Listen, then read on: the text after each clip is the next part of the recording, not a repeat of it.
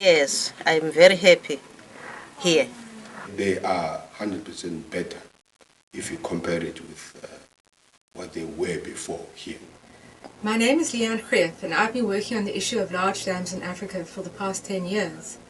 What makes Maguga Dam very special is that it is the first time I have witnessed a community who say they are better off after being resettled than they were before. The issue of large dams is growing in Africa, with more and more African leaders seeing dams as a solution to energy and water problems, and therefore it is imperative that we take the lessons that Maguga gives us so that we can apply the lessons in Africa. This is not to say that Maguga Dam is a good dam or a bad dam, and indeed many would argue that using water for sugar plantations is not necessarily the best use of water in an arid country where most people cannot grow enough food to eat. What we are saying is that the people displaced by Maguga Dam are able to sustain themselves in their new lives in a new area, and in their own words they say they are better off. Maguga Dam is part of the Nkomati river system and is located in the Pigs Peak area of Swaziland. The Kingdom of Swaziland is a small landlocked country with South Africa and Mozambique on its borders. All three countries share the river. Therefore, Maguga Dam is a transboundary project implemented by KOBWA, which is the Komati Basin Water Authority.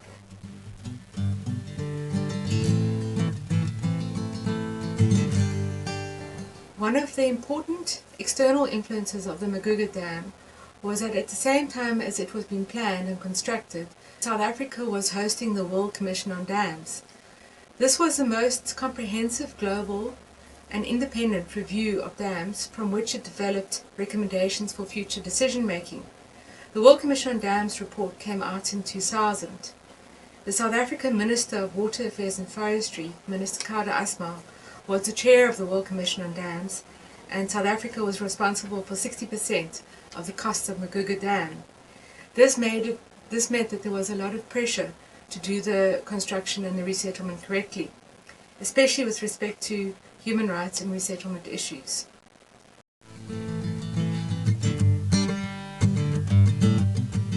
We first met Reverend Mcleaner and his assistant Ntokoza at the Southern African Hearings for Communities Affected by Large Dams in December 1999.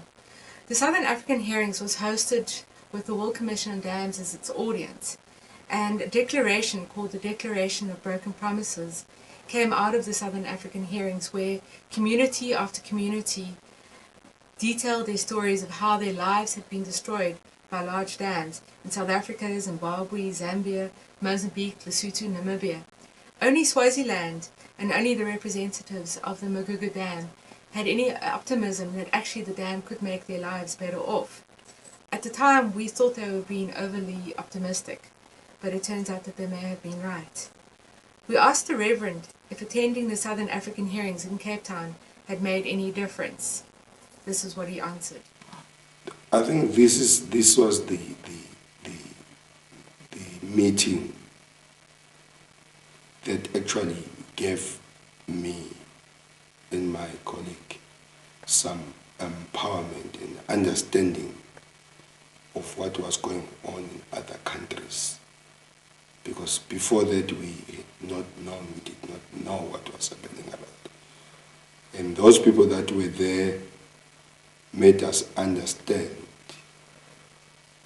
of what is happening. To us, that was the main empowerment. That's why we sort of participated or assisted the people more positively, because we learned a lot. When I asked members of the Maguga Dam evaluation panel why they thought that the dam was successful, one of the reasons that emerged was the role of the Reverend Mcleaner. It appears that he was appointed by his chief to negotiate on behalf of the communities, and that part of the success was the role that the Reverend played himself. It was his personality and his dedication to his community that made the difference. He negotiated on their behalf, and he also was very innovative in the sense that he looked for any opportunity to maximize the benefits for his community and to minimize the impacts. And one example that was given to me was when the communities were moving from their old homes to their new homes and the cost of the removal. The Reverend, on behalf of the community, said, well, why don't the community move themselves? And instead of paying somebody else to move them, and instead of getting paid themselves, they could use those funds to buy a truck. And this, so then the community as a whole get the benefit of a truck, which they didn't have before. I was appointed by the chief to assist in the resettlement of the people and to lead the Evangeline Resettlement Committee, during the resettlement period.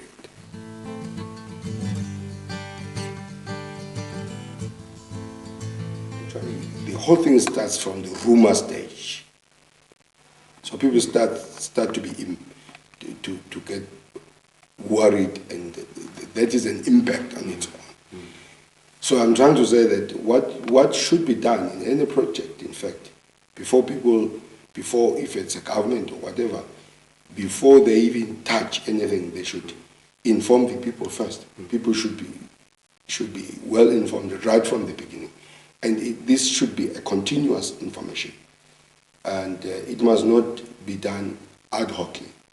It must be done like frequently, so that people do not find themselves panicking. And I think by so doing, one would be creating some kind of confidence with people.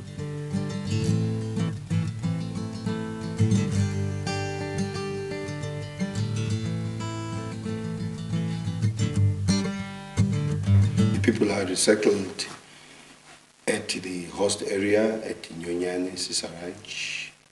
It used to be a government farm, and this was now, part of it was given to the people for the resettlement.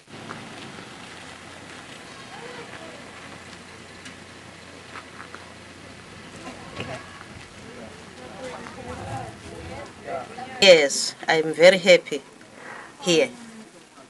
We find water, plus ngemasimethu ngengikhona into koso ngemasimethu siyakuthola lokho kuncane akufana na. Because we have got nice purified water, and we'll also have enough land for commercial purposes, where at the end of the day we get some dividends, and it's very good down here. Some small garden for domestic purposes. Kakhulu, I'm very happy with my house. It's better than there. If I can compare with the old houses, I'm very much better here, because those old houses were stick and mud houses. Lokunye lapha ngiyamaketha mina la, have a market. Ngithengisela school children.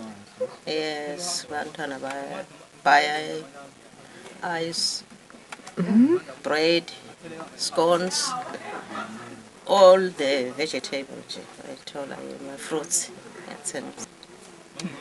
The clinic nayikhona la, nagezisi nayo emakhaya.